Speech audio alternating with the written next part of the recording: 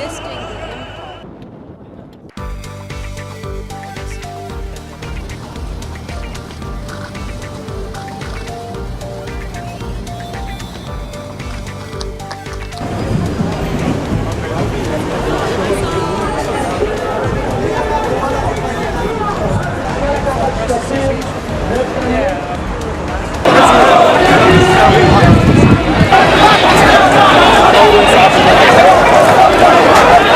Dan di Kota Tomohon sendiri tidak terkena atau Palang Merah Indonesia Sulawesi Utara dan Debu 06 pagi tadi tercatat